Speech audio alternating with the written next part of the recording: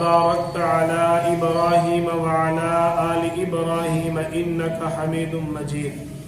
بحمد اللہ تعالی بفضل اللہ تعالی ہمارا پیارے نبی صلی اللہ علیہ وسلم کی سیرت طیبہ کا سلسلہ چل رہا ہے، جس میں ہم نے آپ صلی اللہ علیہ وسلم کی تقریباً 57 سالہ سیرت طیبہ پڑھی کہ جب آپ صلی اللہ علیہ وسلم کو اللہ کی طرف سے ہجرت کا حکم ہوا، آپ صلی اللہ علیہ وسلم ہجرت کر کے مدینہ طیبہ تشریف لے آتے ہیں۔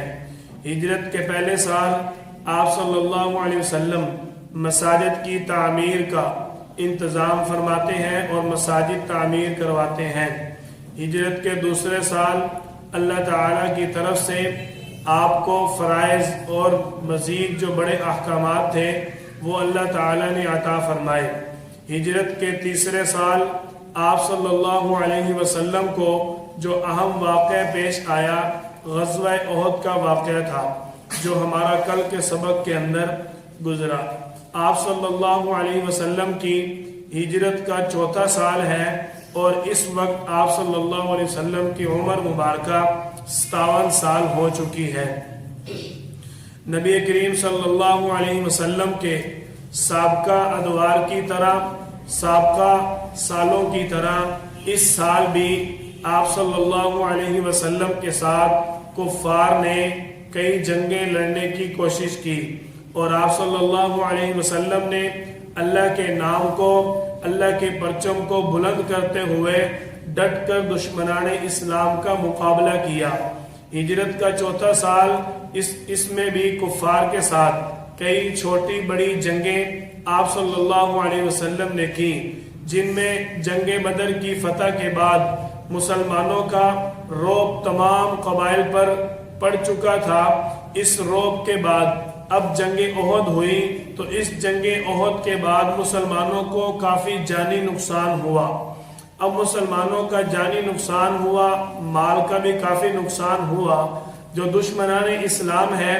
انہوں نے یہ اب ٹھان لی کہ ان کو ہم نے زبردست شکست دے دی ہے، اگلا ہمارا وار مدینہ پر چڑھائی کا ہوگا۔ یعنی اس سے پہلے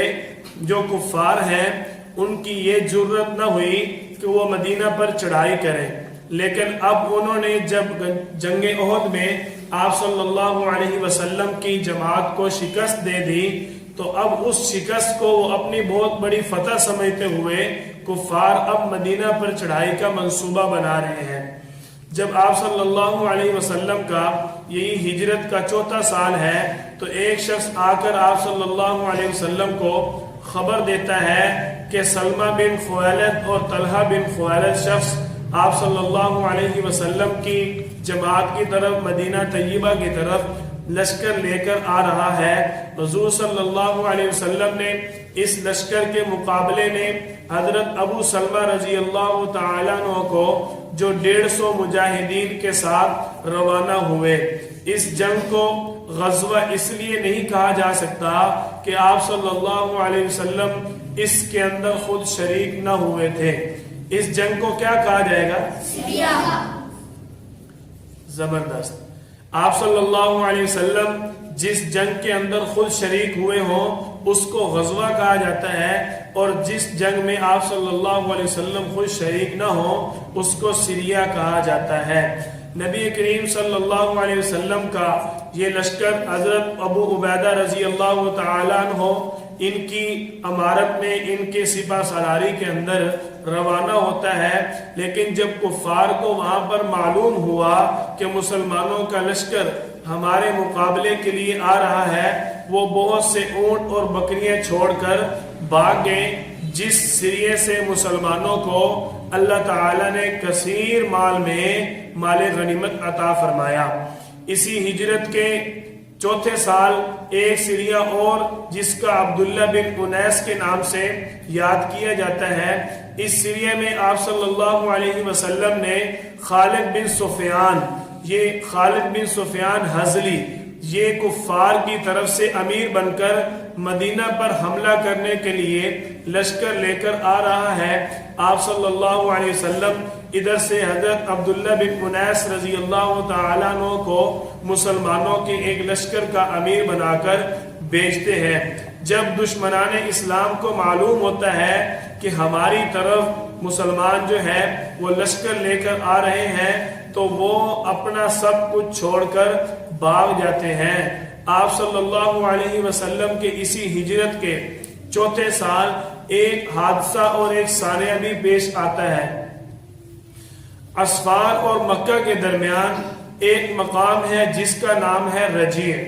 اس رجیع کے بارے میں ایک قول یہ ہے کہ یہ غزوہ ہوا، غزوہ رجیع، لیکن راجح قول یہ ہے کہ غزوہ نہیں ہوا تھا، صرف ایک حادثہ پیش آیا تھا۔ وہ حادثہ کیا پیش آیا کہ یہاں کی زمین 7 مقدس صحابہ کرام کے خون سے رنگین ہوئی۔ یہ اس جگہ کا نام ہے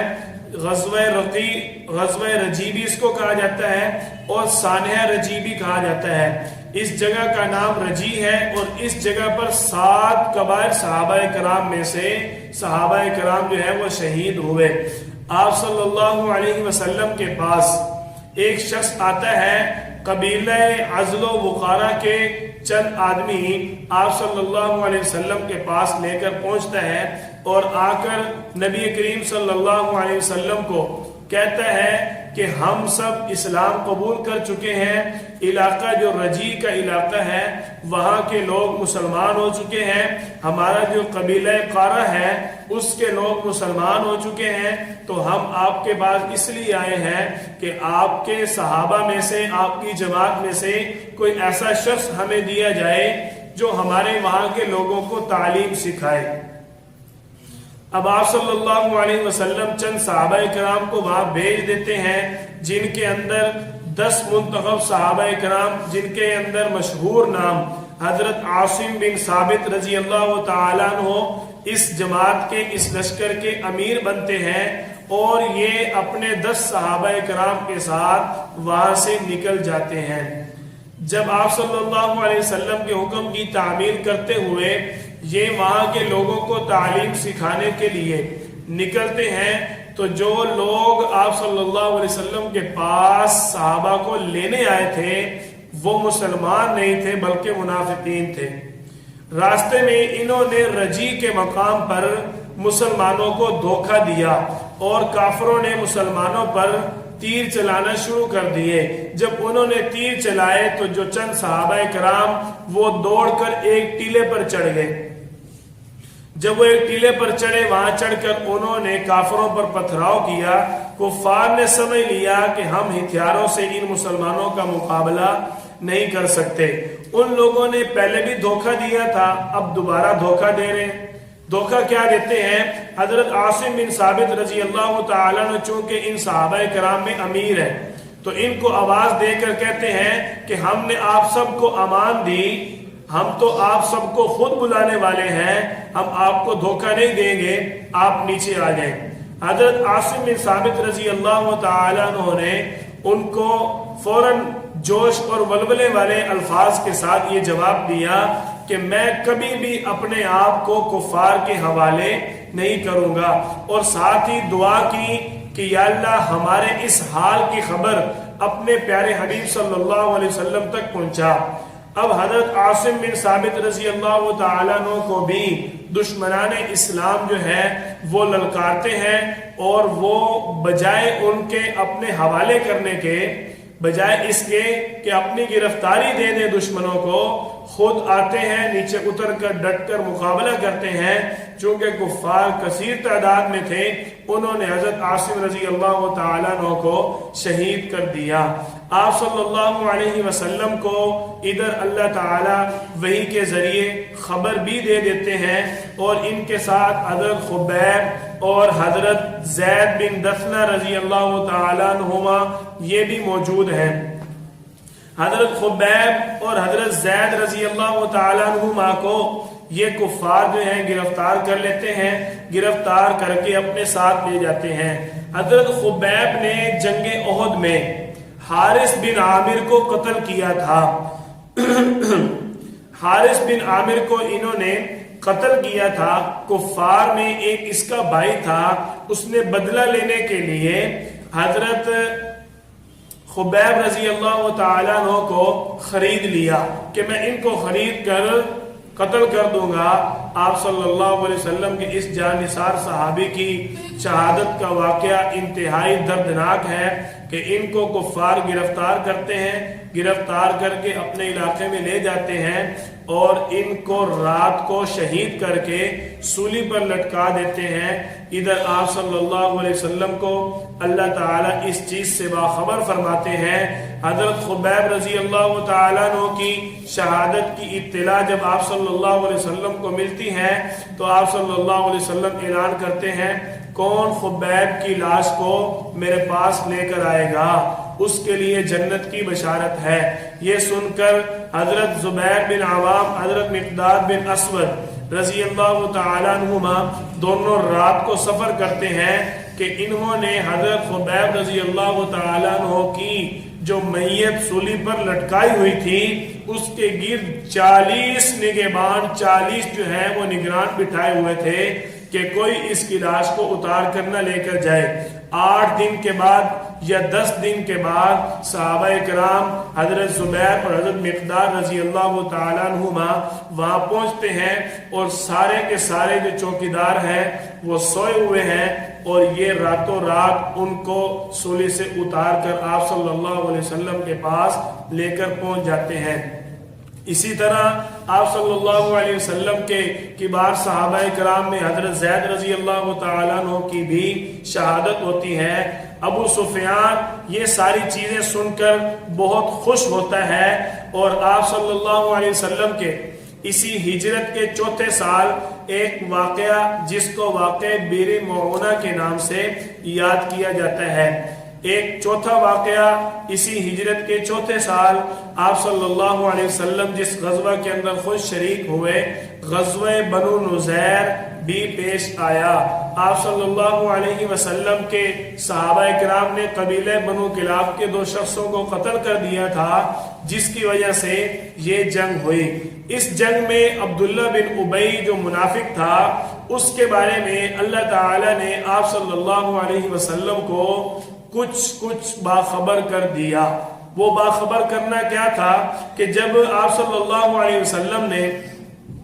صحابہ کرام کو تسلی دی، صحابہ کرام کے درمیان محبت اور الفت والا پیغام دیا تو اس کو اس بات سے انتہائی تکلیف ہوتی تھی کہ صحابہ کرام الفت اور محبت سے کیوں رہتے ہیں۔ آپ صلی اللہ علیہ وسلم کے اسی دوران بنو نذیر کے جو یہودی ہیں ان کو اس غزوہ بنو نذیر میں آپ صلی اللہ علیہ وسلم نے جلا وطن کرنے کا حکم دیا۔ حضور صلی اللہ علیہ وسلم نے مسجد نبوی کی امامت کے لیے حضرت عبداللہ بن مکتوم رضی اللہ تعالیٰ عنہ کو منتخب کیا تھا۔ اس بات سے منافقوں کو انتہائی تکلیف تھی، حسد تھا کہ ایک نابینا شخص جو ہے وہ ہمارا امام کیوں ہے۔ عبداللہ بن ابی یہ یہودیوں کی مدد کرنے لگ گیا مسلمانوں کے خلاف۔ جب اس نے یہودیوں کو مسلمانوں کے خلاف ابھارا جنگ کے لیے اور جب یہودی جنگ کے لیے جانے لگے خود پیچھے ہٹ گیا۔ جب یہ خود پیچھے ہٹ گیا اور یہودی اکیلے رہ گئے تو اللہ تعالیٰ نے آپ صلی اللہ علیہ وسلم کو یہ پیغام دے کر اس بات سے آگاہ کر دیا کمثل الشیطان اذ قال للانسان اکفر، کہ ایک شخص کی مثال شیطان کی طرح ہے جب وہ کسی انسان کو کہتا ہے کہ تو انکار کر دے اور انسان اس کی مان کے جب انکار کر دیتا ہے فلما کفر قال انی بری، پھر وہ خود جو بات کے لیے انکار کے لیے ابھارنے والا ہے وہ خود بھی انکار کر دیتا ہے اور خود بھی اس بات سے بری ہو کر بھاگ جاتا ہے۔ یہ عبداللہ بن ابی اسلام کا بہت بڑا دشمن تھا۔ آپ صلی اللہ علیہ وسلم کے ساتھ منافقین میں سب سے زیادہ بغض کا مظاہرہ اس نے کیا۔ اس کو رئیس المنافقین یعنی منافقین کا سردار کہا جاتا ہے۔ آپ صلی اللہ علیہ وسلم کے ہجرت کے 4تھے سال اللہ تعالیٰ نے آپ صلی اللہ علیہ وسلم کو ایک تسلی بھی دی۔ اس تسلی کا سبب کیا بنا کہ ابو سفیان نے جنگ احد میں مسلمانوں کو للکار کر کہا تھا کہ یہ غزوہ بدر کا بدلہ ہے، ہماری طرف سے آج بھی تمہیں بدر کا چیلنج ہے، جب بھی تم آؤ گے ہم اسی طرح تمہیں سبق سکھائیں گے۔ تو اب آپ صلی اللہ علیہ وسلم اور صحابہ کرام کو جب یہ بات بار بار دل میں آتی تو شعبان کے مہینے میں آپ صلی اللہ علیہ وسلم اور آپ کے صحابہ نے دوبارہ غزوہ بدر یعنی بدر کی جگہ پر جا کر دشمنوں کا مقابلہ کرنے کا ارادہ فرمایا۔ اب جب مسلمان وہاں پر پہنچے، آپ صلی اللہ علیہ وسلم نے سارا نظام، اس کے اندر حضرت عبداللہ بن رواحہ رضی اللہ تعالیٰ عنہ کو آپ صلی اللہ علیہ وسلم نے نگران بنایا۔ 8 دن تک مسلمان بدر مقام پر کھڑے رہے، انتظار کرتے رہے، لیکن کافروں کی طرف سے کوئی جواب نہ آیا، حتیٰ کہ وہاں کے علاقہ مکے کے اندر اس وقت قحط کا عالم تھا۔ جب ابو سفیان اور اس کے ساتھیوں کو یہ پتہ چلا کہ مسلمان ایک بار پھر ہمارے ساتھ جنگ کرنے کے لیے بدر میں آ کر کھڑے ہیں، تو اس نے اپنے ساتھیوں کو روک دیا، قحط کا عالم ہے اور ہمارے پاس کھانے پینے کے لیے بھی کچھ نہیں ہے، ہم اس وقت غربت کی حالت میں ہیں، ہم کیسے مسلمانوں کے ساتھ جنگ کر سکتے ہیں؟ یعنی اللہ تعالیٰ نے دشمنان اسلام کے دل میں اہل اسلام کا رعب ڈال دیا۔ اب وہ مسلمانوں سے ڈرنے لگے۔ اسی نعمت کا میرے اللہ نے قرآن کریم سورۃ الحشر کے ابتدا میں اظہار فرمایا، وَالَّذِي أَخْرَجَ الَّذِينَ كَفَرُوا مِنْ أَهْلِ الْكِتَابِ مِنْ دِيَارِهِمْ لِأَوَّلِ الْحَشْرِ، کہ اللہ وہی ہے جس نے کافر جو اپنے آپ کو اہل کتاب کہتے ہیں ان کو گھروں سے نکالا، ان کے حشر یعنی ان کا برا حشر ہونے سے پہلے اللہ تعالیٰ نے ان کو گھروں سے نکالا۔ جب ابو سفیان اور اس کے چاہنے والے نکلے نا، نکل کر پھر مشورہ بدل دیا کہ ہماری جو کیفیت ہے اس وقت بڑی کمزور ہے اور مسلمانوں کو اس وقت غزوہ احد کا بدلہ لینے کا انتہائی غصہ ہوگا، ہم یہ جنگ ہار جائیں گے۔ میرے اللہ نے وَقَذَفَ فِي قُلُوبِهِمُ الرُّعْبَ کے الفاظ کے ساتھ اس چیز کا اعلان فرمایا کہ ہم نے ان کے دل میں آپ کا رعب بٹھا دیا۔ ہجرت کا 5واں سال آپ صلی اللہ علیہ وسلم کی عمر مبارکہ 58 سال ہو جاتی ہے کہ جنگ احد میں مسلمانوں کا آپ نے سنا کہ کافی نقصان ہوا تھا۔ کفار اور ہر طرف دشمنان اسلام کے خلاف بغض کا مظاہرہ کر رہے تھے۔ یہی ان کا ہر طرف سے پکا ارادہ بن چکا تھا کہ کسی طریقے موقع پا کر مسلمانوں کے علاقے مدینہ پر چڑھائی کر دیں۔ اسی چڑھائی کے ارادے میں بارہا دفعہ دشمنان اسلام نے مدینہ کی طرف اپنے لشکر روانہ کیے۔ جیسے ہجرت کے 4تھے سال 4 واقعات گزرے ہیں، اسی طرح ہجرت کے 5ویں سال بھی دشمنان اسلام نے اپنے لشکر بھیجنے کا کام جاری رکھا۔ اسی دوران ہجرت کا 5واں سال ہے کہ غزوہ دومۃ الجندل یہ پیش آتا ہے ربیع الاول 5 ہجری میں۔ آپ صلی اللہ علیہ وسلم کو جب معلوم ہوا کہ شہر دمشق کے درمیان ایک قلعہ ہے جس کا نام دومۃ الجندل ہے، مسلمانوں پر کفار جو ہیں اس طرف سے حملہ کرنے کی بڑی فوج جمع کر رہے ہیں کہ ہم کسی طریقے مسلمانوں کو ختم کر دیں۔ آپ صلی اللہ علیہ وسلم 1000 صحابہ کرام کا لشکر لے کر مقابلے کے لیے مدینہ سے نکلتے ہیں۔ جب مشرکین کو یہ معلوم ہوتا ہے کہ اس وقت مسلمان 1000 کی تعداد لے کر ہمارے مقابلے کے لیے نکل پڑے تو وہ وہاں سے نکل جاتے ہیں۔ آپ صلی اللہ علیہ وسلم اور آپ کے صحابہ وہاں پر اس مقام پر 3 دن تک دشمنوں کا انتظار کرتے ہیں، لیکن ان کی طرف سے کسی قسم کا کوئی جواب نہیں آتا۔ ہجرت کا 5واں سال اور ایک اور غزوہ بنی مستلق پیش آتا ہے۔ اس غزوہ کو غزوہ مریسی بھی کہا جاتا ہے۔ غزوہ بنی مستلق یہ وہ غزوہ ہے جس سے واپسی پر حضرت عائشہ رضی اللہ تعالیٰ عنہ کا ہار گم ہوا اور عبداللہ بن ابی منافق نے حضرت عائشہ رضی اللہ تعالیٰ عنہ پر تہمت لگائی۔ آپ صلی اللہ علیہ وسلم کو جب یہ خبر ملی کہ 2 شعبان 5 ہجری کو آپ صلی اللہ علیہ وسلم کے پاس خبر آتی ہے کہ مدینہ پر حضرت زید بن حارثہ رضی اللہ تعالیٰ عنہ کو اپنا امیر بنا کر لشکر دے کر آپ صلی اللہ علیہ وسلم روانہ ہوتے ہیں۔ اس غزوہ میں حضرت عائشہ اور حضرت ام سلمہ 2 ازواج آپ صلی اللہ علیہ وسلم کی آپ کے ساتھ ہیں۔ آپ صلی اللہ علیہ وسلم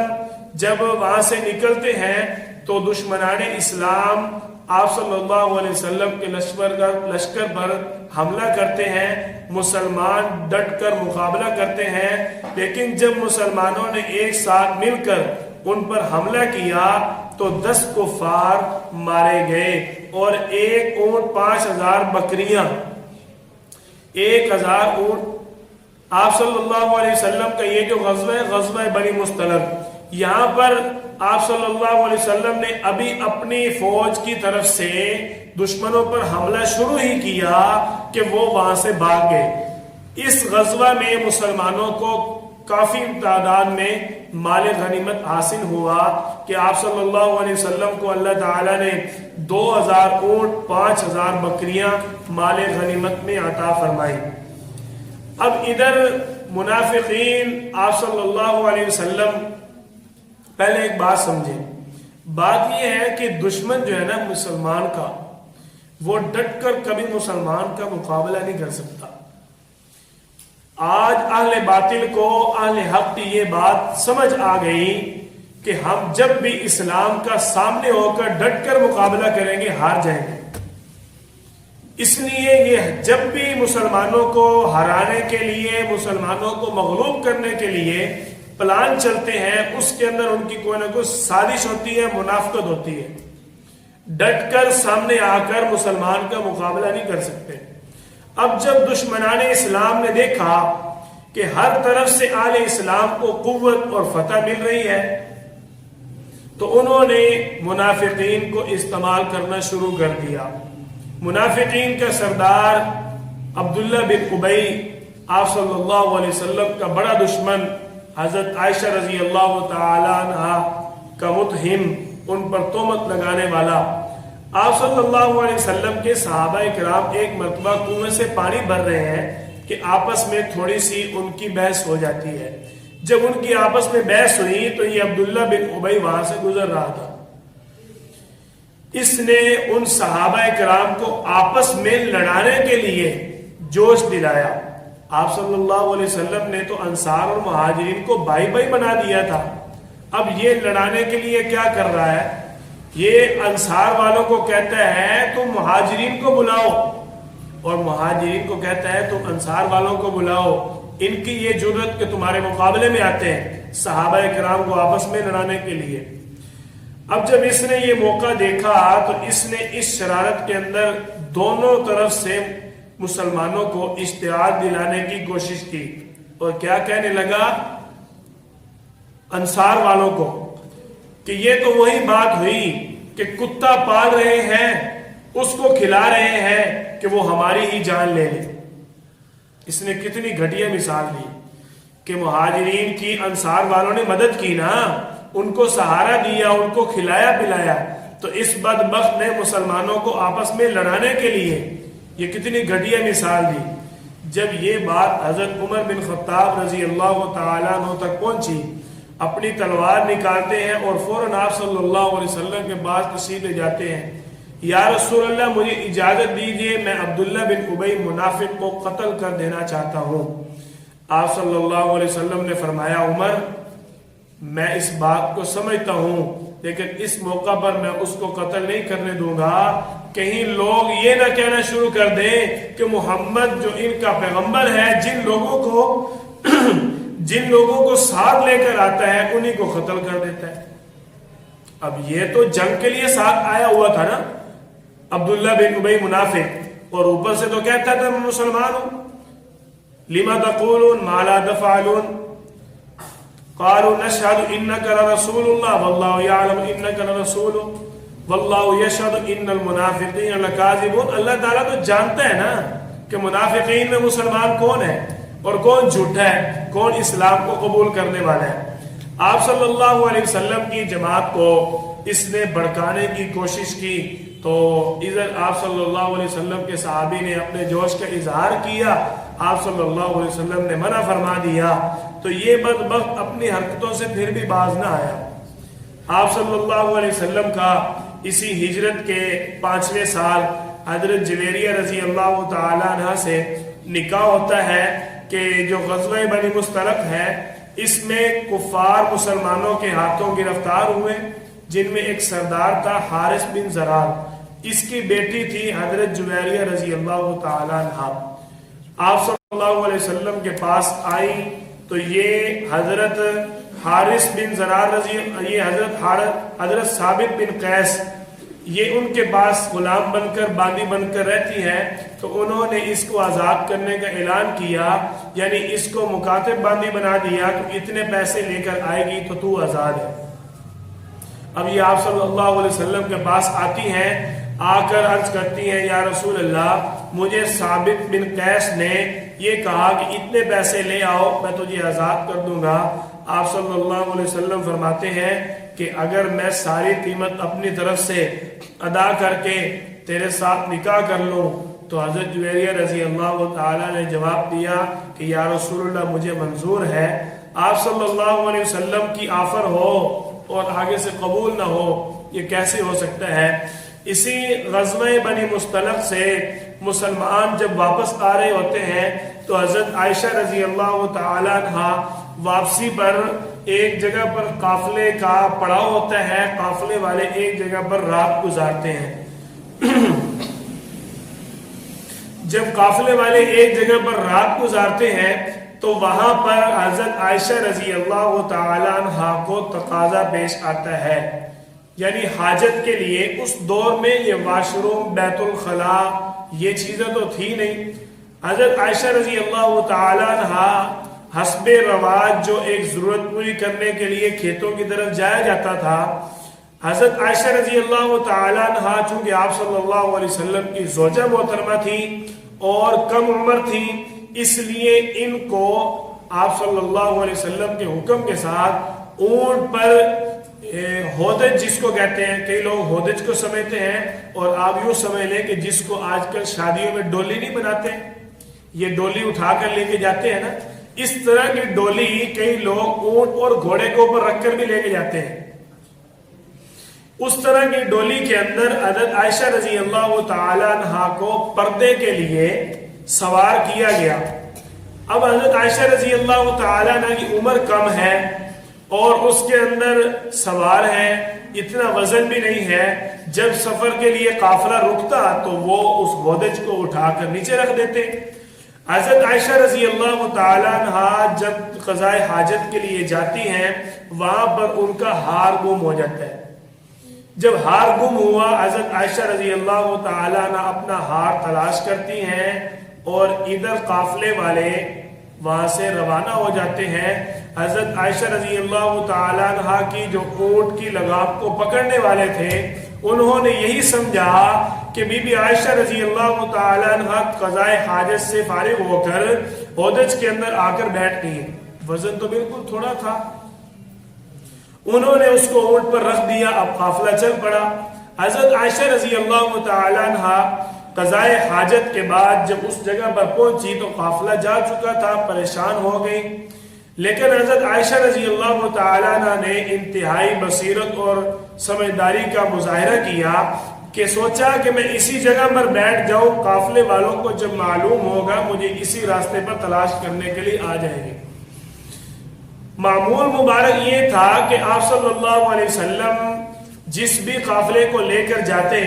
راستے کے اندر پیچھے ایک شخص کو یہ ڈیوٹی ہوتی اس کی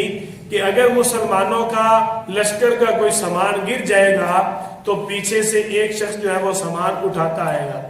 اسی سامان کو اٹھانے کے لیے حضرت صفوان بن معطل رضی اللہ تعالیٰ عنہ ان کی آپ صلی اللہ علیہ وسلم کی طرف سے تقرری ہوتی ہے، اور یہ پیچھے سے آ رہے ہیں۔ دیکھتے کیا ہے کہ بی بی عائشہ رضی اللہ تعالی عنہ اس وقت سوئی ہوئی ہیں، اور دور سے دیکھتے ہیں کہ شاید کوئی شخص جو ہے وہ فوت ہوا پڑا ہے، وہ اپنی جان کی بازی ہار گیا، اس کو دیکھتے ہی انا للہ و انا الیہ راجعون بلند آواز سے پڑھتے ہیں۔ جب یہ الفاظ ان کے منہ سے نکلتے ہیں، حضرت عائشہ رضی اللہ تعالی عنہ اٹھ کر دیکھتی ہیں کہ صفوان بن معطل رضی اللہ تعالیٰ عنہ پہچان لیتے ہیں کہ یہ آپ صلی اللہ علیہ وسلم کی زوجہ محترمہ ہے۔ سارا واقعہ حضرت صفوان کو حضرت عائشہ سناتی ہیں۔ حضرت صفوان حضرت عائشہ کو اپنے اونٹ پر سوار کر لیتے ہیں اور خود اونٹ کی لگام پکڑ کر قافلے کے پیچھے مدینہ طیبہ پہنچ جاتے ہیں۔ اب آپ صلی اللہ علیہ وسلم کی اسی لشکر میں ایک منافق تھا جس کا نام عبداللہ بن ابی ہے۔ اس نے پہلے کی طرح اب پھر بغض کا مظاہرہ کیا۔ حضرت عائشہ رضی اللہ تعالی عنہ کے بارے میں اس بدبخت نے یہ الفاظ کہے کہ عائشہ صفوان کے ساتھ علاقے سے قافلے سے ٹوٹ کر پیچھے کیسے، اس نے یہ الفاظ پورے علاقے میں مشہور کر دیے۔ اتنا بدبخت تھا کہ اس نے اس انداز میں یہ ظلم پھیلایا کہ آپ صلی اللہ علیہ وسلم کے صحابہ کرام نے حضرت حسان بن ثابت، حضرت مستہ بن اساسہ، حضرت حمنہ بنت جحش رضی اللہ تعالی عنہم، ان کے بھی دل میں یہی بات آتی ہے کہ شاید یہ جو تہمت لگا رہا ہے اس کے اندر کوئی شاید حقیقت ہو، یعنی ان کے اندر بھی شکوک و شبہات اٹھنے شروع ہو گئے۔ اب حضرت عائشہ رضی اللہ تعالی عنہ اسی قافلے سے واپسی آتی ہیں، بیمار ہو جاتی ہیں۔ جب حضرت عائشہ رضی اللہ تعالی عنہ گھر میں بیمار ہے، کئی دن تک آپ رضی اللہ تعالی عنہ کو پتہ ہی نہیں چلتا کہ میرے بارے میں یہ واقعہ مشہور ہو گیا۔ حضرت عائشہ رضی اللہ تعالی عنہ چونکہ گھر میں اپنی بیماری میں بخار میں پڑی ہیں، ادھر دشمنان اسلام جو ہے وہ اپنی طرف سے آپ صلی اللہ علیہ وسلم کی زوجہ محترمہ کے بارے میں انتہائی بغض کا مظاہرہ کرتے ہیں۔ آپ صلی اللہ علیہ وسلم نے اسی بات کے بارے میں اپنی زوجہ محترمہ حضرت عائشہ رضی اللہ تعالی عنہ کی پاک دامنی کے بارے میں اپنی تصدیق اور تسلی کے لیے، کیونکہ آپ صلی اللہ علیہ وسلم کی بیوی ہے نا، اگر آپ صلی اللہ علیہ وسلم خود اس بات کی تصدیق فرما دیں کہ میری بیوی پاک دامن ہے تو مسلمان تو مان جائیں گے، مسلمانوں کے دل میں تو پیار ہے، لیکن جو دشمنان اسلام ہیں وہ نہیں مانیں گے، اور جن کو شکوک و شبہات ہیں وہ بھی نہیں مانیں گے۔ وہ یہی سوچیں گے کہ جب بیوی جو آپ صلی اللہ علیہ وسلم کی ہے تو اس لیے آپ صلی اللہ علیہ وسلم نے اپنی طرف سے انتہائی مثبت فیصلہ کرتے ہوئے خود حضرت عائشہ رضی اللہ تعالی عنہ کی برات کا اعلان نہ فرمایا، بلکہ آپ صلی اللہ علیہ وسلم نے اپنے آپ کو، اپنی جماعت کو مطمئن کرنے کے لیے حضرت عمر رضی اللہ تعالی عنہ سے پوچھا کہ آپ اس تہمت کے بارے میں کیا فرماتے ہیں۔ حضرت عمر رضی اللہ تعالی عنہ نے عرض کی، یا رسول اللہ، اللہ تعالی آپ کے پاکیزہ جسم پر مکھی کو بیٹھنا، مکھی کا لگنا برداشت نہیں کرتے، تو آپ کے بستر پر اللہ تعالیٰ اس طرح کی ناپاک عورت کو کیسے برداشت کر سکتے ہیں؟ اگر آپ یہ سوچیں تو پھر اللہ تعالیٰ آپ کے ساتھ اس کا نکاح نہ کرواتے۔ حضرت عمر نے سوال کیا، یا رسول اللہ، آپ کے ساتھ حضرت عائشہ کا نکاح کس نے کروایا؟ آپ صلی اللہ علیہ وسلم نے جواب دیا، اللہ تعالیٰ نے جبریل علیہ السلام کو میرے پاس عائشہ رضی اللہ تعالیٰ عنہ کی تصویر دے کر بھیجا تھا۔ حضرت عثمان غنی رضی اللہ تعالیٰ عنہ سے آپ صلی اللہ علیہ وسلم نے پوچھا تو عثمان رضی اللہ تعالیٰ جواب دیا، یا رسول اللہ، اللہ تعالیٰ آپ کے سائے کا بھی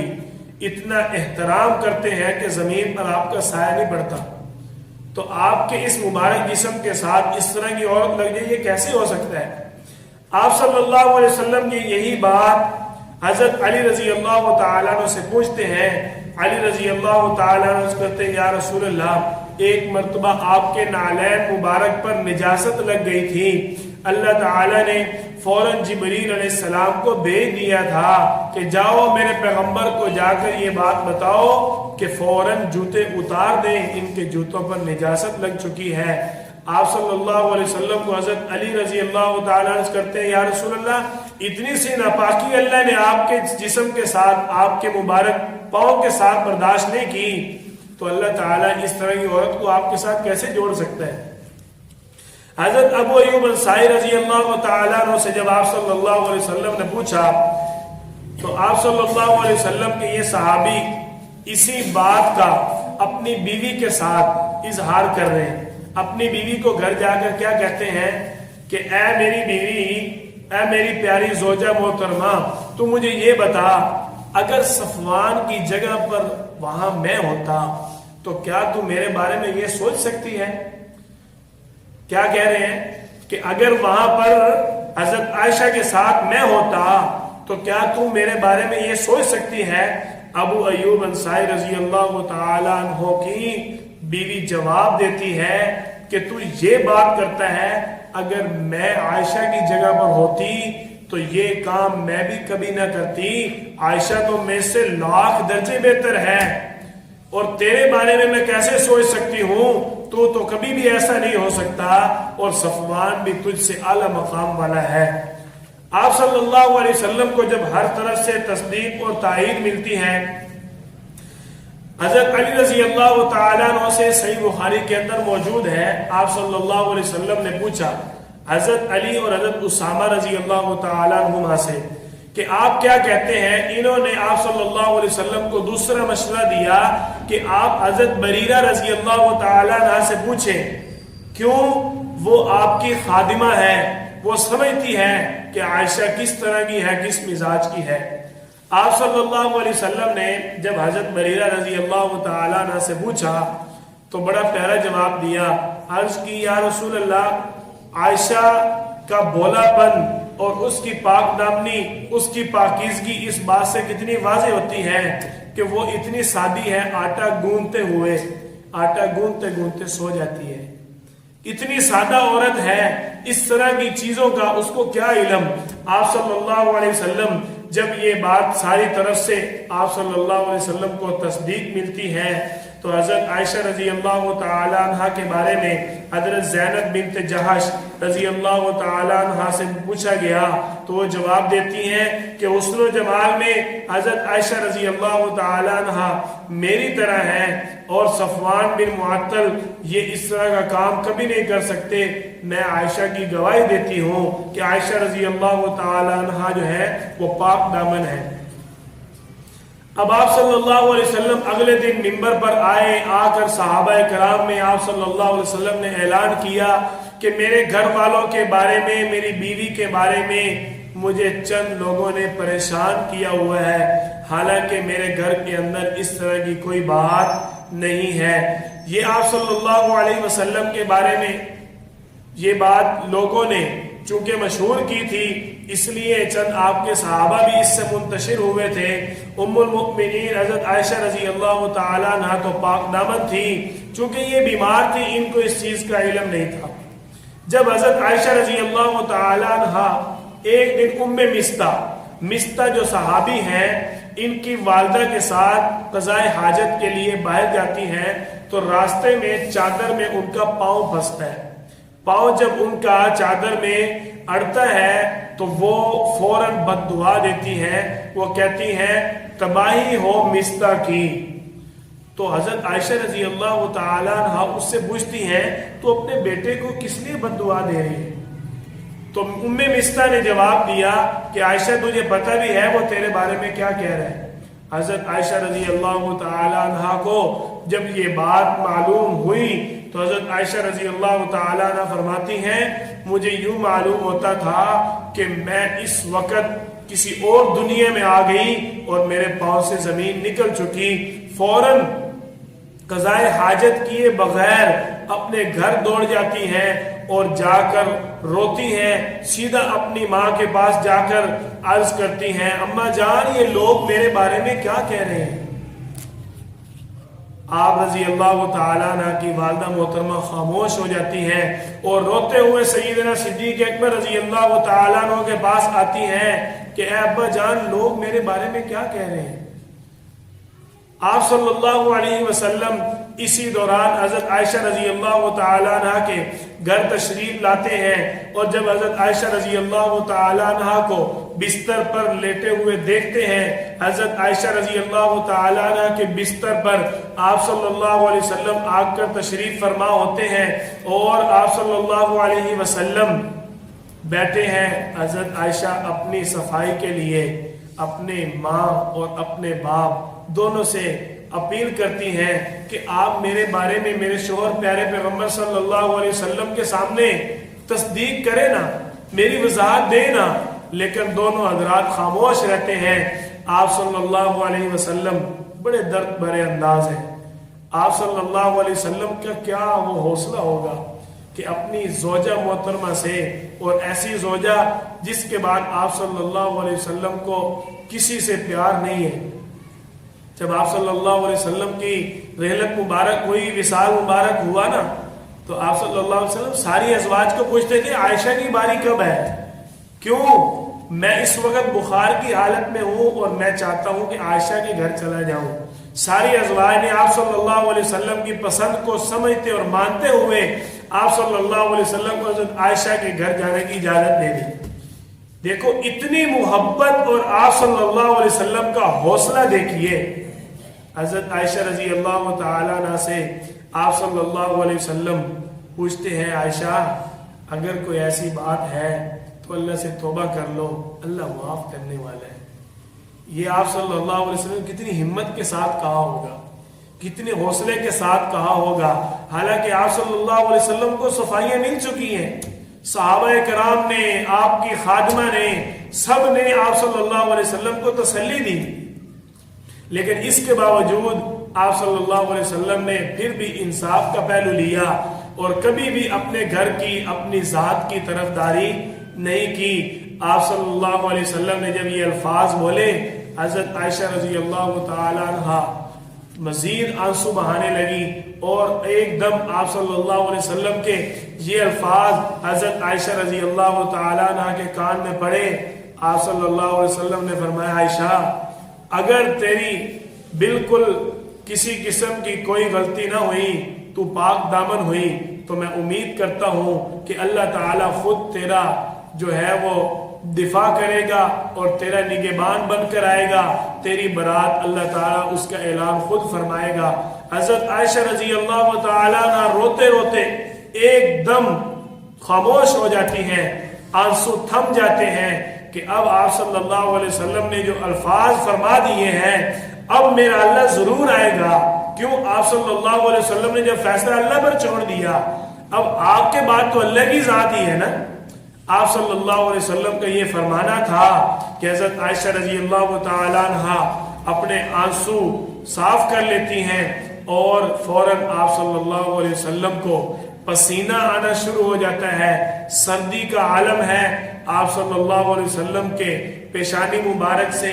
پسینے کے قطرات گرتے ہیں، اور حضرت عائشہ رضی اللہ تعالیٰ عنہ سمجھ جاتی ہیں کہ اب آپ صلی اللہ علیہ وسلم پر قرآن اتر رہا ہے۔ حضرت عائشہ رضی اللہ تعالیٰ عنہ فرماتی ہیں جب آپ صلی اللہ علیہ وسلم پر وحی اتر رہی تھی،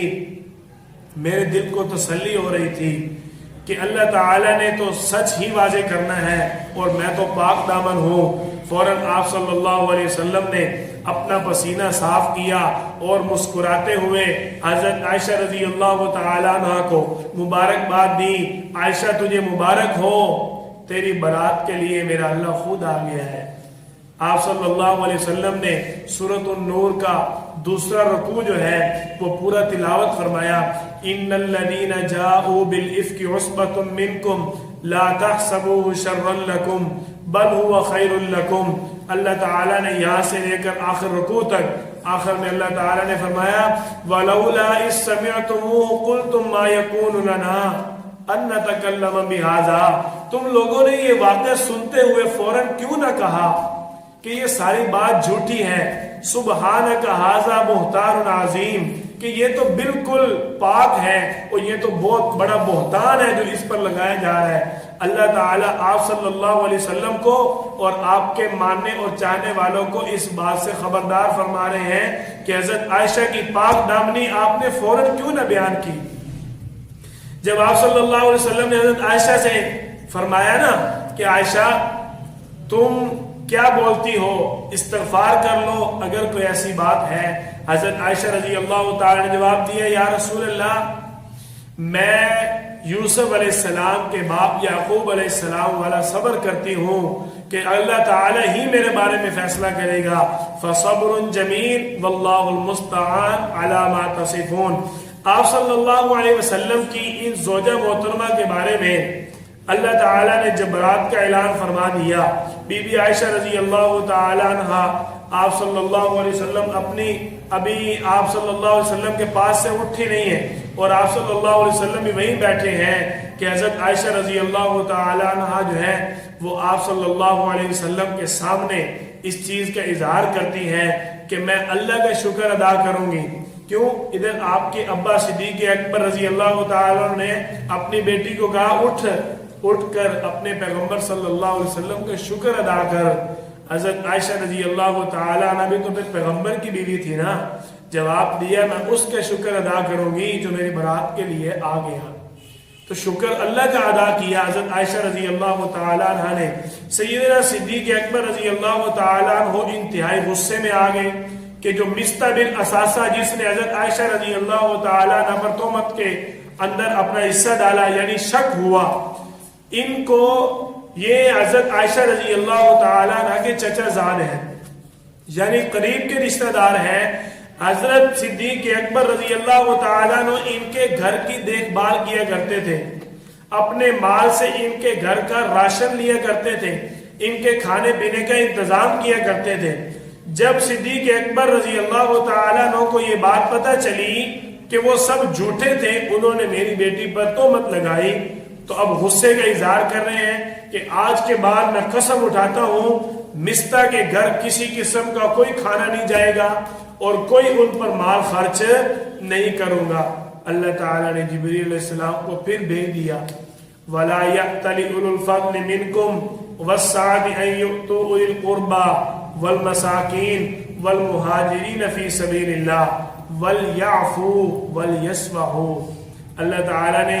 آپ صلی اللہ علیہ وسلم کے ذریعے صدیق اکبر رضی اللہ تعالیٰ عنہ کو پیغام دیا کہ آپ قسمیں نہ اٹھائیں کہ آپ اپنے رشتہ داروں پر کھانا اور خرچ کرنا بند کر دیں گے، آپ ان باتوں کو چھوڑو، وَلْيَعْفُوا معاف کرو، وَلْيَصْفَحُوا درگزر کرو، أَلَا تُحِبُّونَ أَن يَغْفِرَ اللَّهُ لَكُمْ اللہ تعالیٰ معاف کرنے کو پسند کرتا ہے، وَاللَّهُ غَفُورٌ رَحِيمٌ کیونکہ اللہ تعالیٰ خود معاف کرنے والا ہے۔ اسی ہجرت کے 5ویں سال اللہ تعالیٰ کی طرف سے حضرت عائشہ رضی اللہ تعالیٰ عنہ آپ صلی اللہ علیہ وسلم کے ساتھ ایک دوسرے سفر میں ہوتی ہیں، وہاں پر سفر میں پانی نہیں ملتا تو حضرت عائشہ رضی اللہ تعالیٰ عنہ آپ صلی اللہ علیہ وسلم سے